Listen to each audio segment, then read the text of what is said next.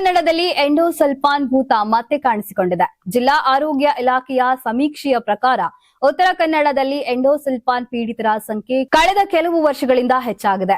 1990ರ ದಶಕದ ಉತ್ತರಾರ್ಧ ಮತ್ತು 2000ರ ದಶಕದಲ್ಲಿ ಆರಂಭದಲ್ಲಿ ಗೋಡಂಬಿ ತೋಟಗಳ ಮೇಲೆ ಎಂಡೋಸಲ್ಫಾನ್ ಸಿಂಪಡಿಸಿರುವುದರಿಂದ ಜನರಲ್ಲಿ ಕಂಡುಬಂದ ಆಘಾತಕಾರಿ ಲಕ್ಷಣಗಳು ರಾಜ್ಯವನ್ನ ಬೆಚ್ಚಿ ಬೀಳಿಸಿದ್ವು.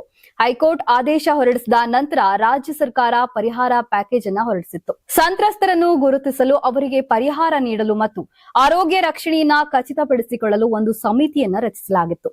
ಇದಾದ ನಂತರ ರೋಗದ ಪ್ರಮಾಣ ಕಡಿಮೆಯಾಗಿತ್ತು ಎಂದು ನಂಬಲಾಗಿತ್ತು.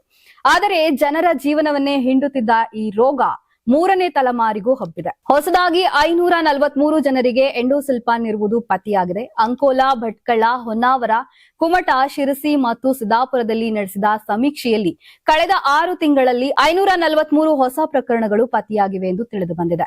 ನಾವು 6 ತಿಂಗಳಿನಿಂದ ಸಮೀಕ್ಷೆಗಳನ್ನ ನಡೆಸುತ್ತಿದ್ದೇವೆ ಮತ್ತು ಉತ್ತರ ಕನ್ನಡದಲ್ಲಿ 5 ಎಂಡೋಸಲ್ಫಾನ್ ಪೀಡಿತ ತಾಲೂಕುಗಳಲ್ಲಿ 543 ಸಂಪೂರ್ಣವಾಗಿ ಹೊಸ ಪ್ರಕರಣಗಳನ್ನ ಗುರುತಿಸಿದ್ದೇವೆ.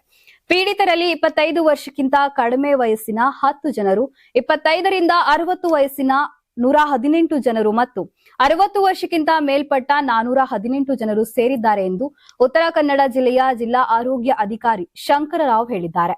ಈ ಸಂಶೋಧನೆಗಳ ಬಗ್ಗೆ ಆಘಾತ ವ್ಯಕ್ತಪಡಿಸಿದ ಎಂಡೋಸಲ್ಫಾನ್ ಸಂತ್ರಸ್ತರ ಪುನರ್ವಸತಿಗಾಗಿ ಈ ಹೊಸ ಸಂತ್ರಸ್ತರಿಗೆ ಪುನರ್ವಸತಿ ಕಲ್ಪಿಸಲು ವಿಶೇಷ ಪ್ಯಾಕೇಜ್ ಘೋಷಿಸಬೇಕೆಂದು ನಾವು ಸರ್ಕಾರವನ್ನ ಒತ್ತಾಯಿಸುತ್ತೇವೆ ಎಂದು ಅವರು ಹೇಳಿದರು.